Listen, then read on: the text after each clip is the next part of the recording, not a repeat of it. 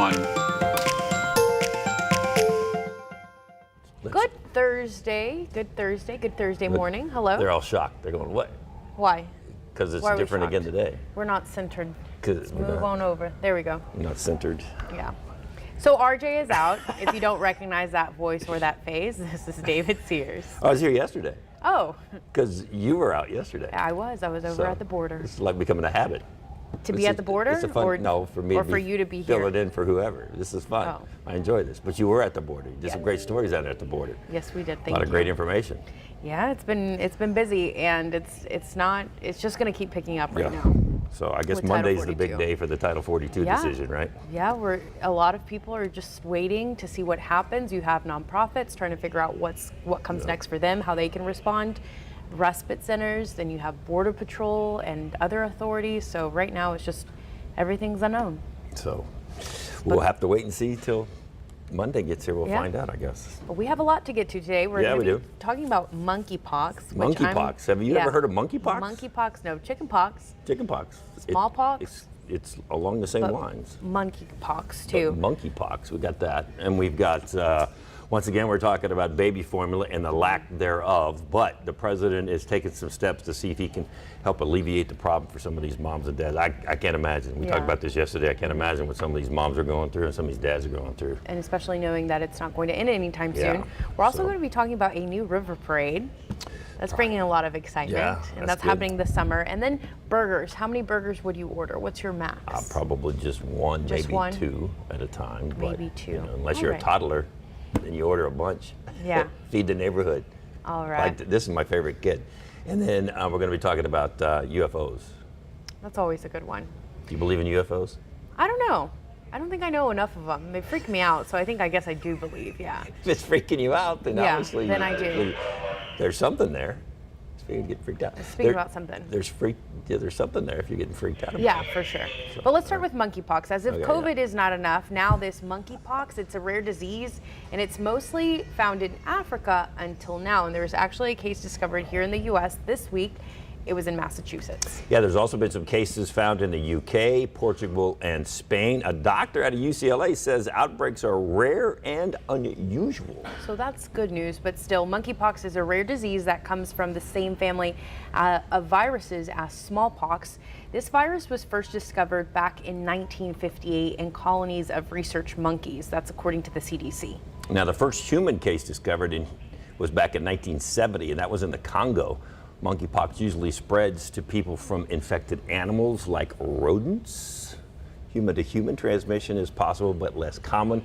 The World Health Organization said the virus can also spread through contaminated materials. So monkeypox typically begins with flu-like symptoms and swollen lymph nodes, the CDC said, and the symptoms are typically similar but much milder than smallpox symptoms.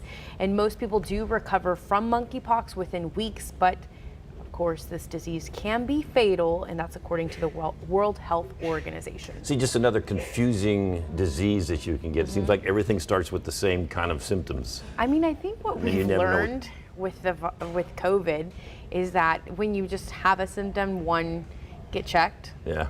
In this case, get tested, right, for COVID-19. But for monkeypox, I'm not sure there's a monkeypox test yet. Flu-like symptoms. I mean, that's super vague. Yeah. And swollen lymph nodes. Sounds like a lot of stuff.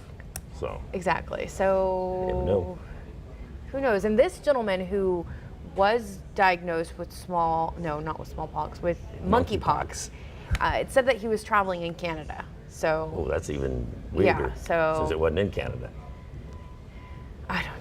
We never know with these. All right, let's get this. This has become very, very serious for a lot of parents, especially after the two babies had to go to the hospital in Memphis a couple of days ago. Some parents are in a desperate situation. They can't find the right baby formula for their infant. It has been labeled a national crisis. Today, President Joe Biden is trying to do something to ease the fear and anxiety for moms and dads. He's invoking the Defense Production Act, and hopefully that's going to speed up the production of baby formula. But never fast enough. So the Defense Production Act order requires suppliers of formula manufacturers to fulfill orders from those companies before other customers. The idea is to speed up production by opening up production bottlenecks. President Biden also is looking to start flying formula from other countries. He will have the Defense Department use commercial flights to get that done, and they're calling it Operation Fly Formula. Now, the main supplier of baby formula is Abbott. They have been given the go-ahead from the FDA to start production again, but it may take up to 10 weeks before they're going to be able to have any product back on the shelves. I think they said it's going to take 2 weeks just to ramp up production, and then of course they got to start producing the product, and then they got to get it to all these stores and get them on the shelf. So this is not going to be an overnight deal. This is going to take a while. 10 weeks. 10 weeks. And yeah. this is something that parents have been dealing with for so long already. And we go back to it. I'm not a parent. I cannot imagine. I mean, when I would take care of my niece and nephew, I would freak out when I wouldn't feed them at the right time. You know, just trying to figure that out. So a hungry baby. You know what's weird about this whole situation to me is the fact that we're getting baby formula. This is the United States of America, and we're having to get baby formula for our babies, our kids, from other countries. And having to go to other countries to get this stuff. So. And what blows my mind is this company, Abbott, right? That's the one with the baby formula. Yeah. Just one? Like, yeah. One goes down and all these parents are left in They're the limbo majority or just producer worried? of baby formula. I think there's some other companies that actually do some producing of baby formula, but they're like nowhere near the size of Abbott. So like, Abbott has got like the big production facility. And then what went wrong to have to shut down the whole? Well, they found out that it wasn't even the Abbott production line. They were afraid that there was some kind of contamination, but from what I understand, it's not even the question there. Like there. The fact that there was any doubt of contamination, and now it's gotten to this degree where it's gone national. I mean, and now we're having to ship formula from different countries. Like, oh my goodness, this shouldn't happen, and hopefully somebody's going to be studying this, and they're going to get this cleared up, and they're not going to ever let this happen again. This is one of those things that they can't ever let happen again. That happens. It only takes once, hopefully. Hopefully. All right, now let's talk about UFOs. For too long, the stigma associated with UAPs has gotten in the way of good intelligence analysis. Pilots avoided reporting or were laughed at when they did. DoD officials relegated the issue to the back room or swept it under the rug entirely, fearful of a skeptical national security community. Today, we know better. UAPs are unexplained, it's true, but they are real. They need to be investigated, and many threats they pose need to be mitigated. Well, it took over half a century, but after 50 years, a House of Representatives panel had a hearing on UFOs, and they were told that there are nearly 400 reports from military personnel of possible encounters with UFOs. No, the last time they got a report, there were only 144. So there's something to this. I don't know what it is, 400? but there's something to this. I think it was from 2004 to 2021. There was only 144 reports. Now we're up to 400 reports, and maybe that stigma is gone, and that's part of the reason why that number has jumped up so high and so fast. So these guys are like, hey, I saw something out there. So then of those, it said 80 involved like sensors. Like I guess so it set something off. So Ronald Moultrie, he's the Pentagon's top intelligence official. He also testified at the hearing. He said, quote, "We want to know what's out there as much as you want to know what's out there." Do you want to know? Do you want to know what's out there? No. I don't know. Like what difference? Not what difference would it make, but like in my personal life, I wouldn't want to know. The answer to your question is no. I don't want to know what's out there. You better get ready, because one may land on your front yard one day. They just come knocking on the door. Alicia. They don't speak. We don't know. There might be. How do you know they don't speak? Because then the military officials would have said that they heard things, but it's just these may not be all that's sensors out went there. off. There may be more out there somewhere. Okay, tell us, do you think that UFOs are real? Yeah. I mean, I don't doubt that they're not real. I just don't want them to confirm it to me. You don't want them knocking on your door? No. Hey, I'm real? Creepy. That'd be weird. What would you do? What would you do if you saw? Because I mean, if I see something weird, I'll take a picture. Usually, that's what I do. If I thought it was a UFO, yeah, I'd probably take a picture, because then it'd go viral and everybody know my so name. David wants to. David wants to go viral. All right. Thank you, David. Hasn't gone viral yet on anything, so maybe that'll do it.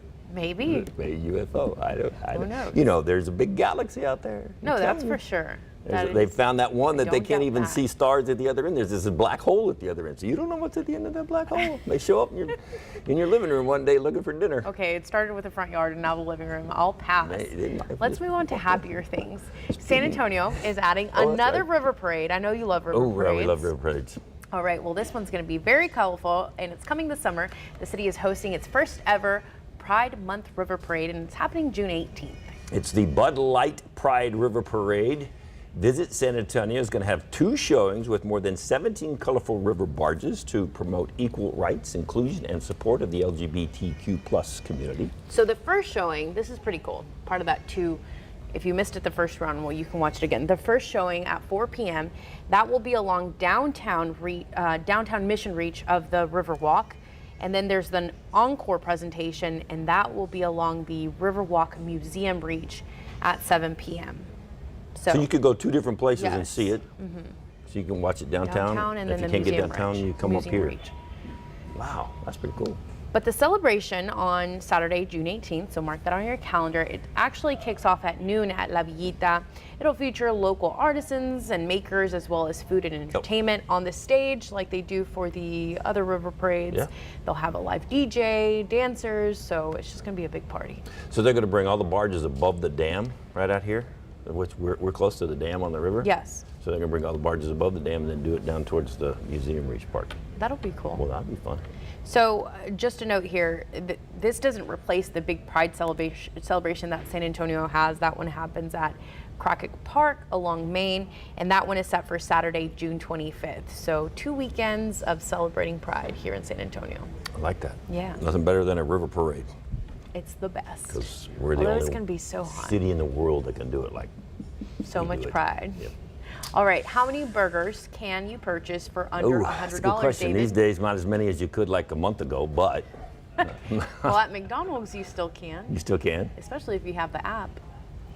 Yeah, so apparently more than 30, but that includes a 25% tip. So if you're feeling generous and That's a- have $100 to spend, buy 30 burgers and leave a good tip. A Texas mom was actually stunned when a food delivery guy come up to the door and rang the doorbell and said, "Here's your burgers." She's like, "Huh?" I didn't order that. First off, I didn't order any burgers, and is there like a whole bag full of them? Well. Like how many were there? 30? She confirmed on her app, and the last person to have her phone was her 2-year-old son, Oh, Barrett. see, way to go, Barrett. Yeah, he was using her phone and clicked on anything and everything, ended up on the DoorDash app, and added to the quantity, and Look at that. clicked Pay Now, and he left a generous tip. So it was about $60-ish. Let me go back here. Yeah, I think it was about 60, and then it was with the tip or whatever, it was about $90. Yeah. Did he get fries with that? He did not get fries. They He didn't ask get him. fries with it. I'm not Wow, I finding my bet note mom here. was like, I like the fact, first off, two good things out of this story. All the remaining burgers, because he only ate like half a burger. Well, he's only 2. How much of a burger do you expect him to eat? And then mom's like delivering burgers to the neighbors. It's like, hey, we're getting good with all the neighbors delivering burgers. But I like the fact that he left a big tip. Yeah, so she posted on her Facebook on pretty the good. community page, hey, I have 31 cheeseburgers. Oh my gosh. Does anyone want any? Because apparently So my son funny. knows how to use DoorDash. So that post went viral. So funny. I think more than 600 shares, That's pretty 600 good. likes, and probably more So funny. now. How many burgers could you eat? What's your max? That's a really good question. Are they like the small McDonald's Yeah. burgers? Yeah. I can put a few of those back, I think. Not 31, but like a few. Depends on the day. We need a burger eating contest. Okay. Give me yeah. all the Big Macs, though. Yeah. Oh, af- man. After That's what the we'll do. noon show, Yeah. line them up. Let's do it. We'll do Line them a up. KNN Barrett, send them over here this time, Yeah. Barrett. So funny. There are worse things you could order 31 of, so, Well, that's true. right? Right. Like piranhas. Well, you've heard about the stories I don't of the know. kids who like I don't get on, know. or they I ask don't- I don't Alexa, know. I don't or they know. ask Alexa to Yeah. order things. Yeah. So all their toys. Yeah, I believe it. Yeah. Hello, how are you? I'm good. How are you guys? So before we jump into the forecast, I'm going to do a little plug here, shameless plug.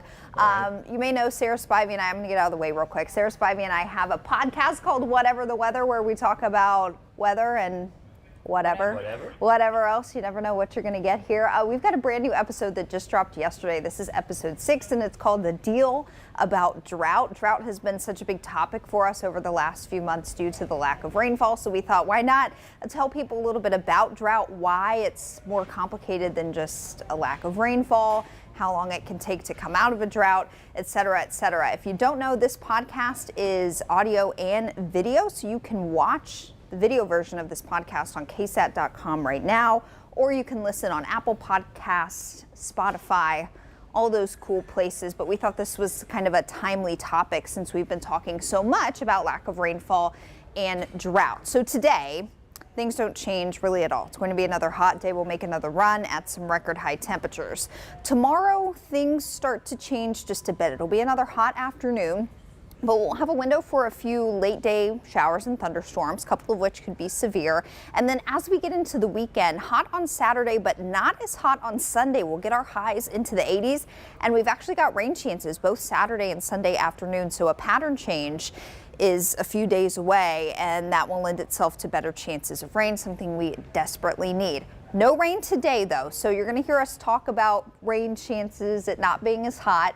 Don't expect that today. We're looking at triple digits again this afternoon around San Antonio, a high near 100, 98 Comfort up to Kerrville, 98 Canyon Lake, 100 Seguin, 99 Floresville, 102 Sabinal, 102 Uvalde this afternoon. So nothing really changes today. As we get into the day Friday, it's still going to be a hot day, but we're going to have a chance of some showers and thunderstorms as we get into the afternoon and evening hours. We'll have this passing disturbance, and as we get into the hottest part of the day tomorrow, we could have some storms fire up. They could break that cap or lid on the atmosphere. And if that happens, they could quickly become strong to severe late in the afternoon, early in the evening. The concerns would be some gusty winds and some hail. As we get past sunset tomorrow evening, any chance of rain goes away, and then we'll be quiet late Friday night into early on Saturday. So here's the severe weather risks tomorrow. We're at the lowest end of things here, where some isolated strong to severe storms will be possible. But we just really want to mention this because if some storms can get going tomorrow, coverage of them would be isolated, but any storms that do develop could be on the rowdy side, to quote Adam Caskey. They could be a little rowdy with some hail and gusty winds, so keep that in mind. Rain chances continue into the weekend. On Saturday, notice another hot day, 98, and then afternoon and evening thunder showers possible. As we get into Sunday, behind a weak frontal boundary, not as hot on Sunday. Some cloud cover and a weak frontal boundary will put us in the 80s Sunday afternoon. That will be a nice change, and we'll also have a chance of some off and on thunder showers throughout the day on Sunday. That's just the start of a better stretch of rain chances for us. I want to take you beyond the weekend and into next week, and essentially anywhere you see these globs of orange and red, that's good rain-making energy. We have to have that overhead to get showers and storms going. And I'm showing you this because as we get into next week, Monday, Tuesday, our weather pattern is going to change such that we're going to have pieces of this rain-making energy moving through for several days, and that's going to keep rain chances in the forecast for several days all the way into the early and middle part of next week. So we are looking at a favorable weather pattern change late this weekend into next week to bring our highs into the 80s. That's about where we should be for this time of year, and to also bring us some daily chances of showers and storms each day.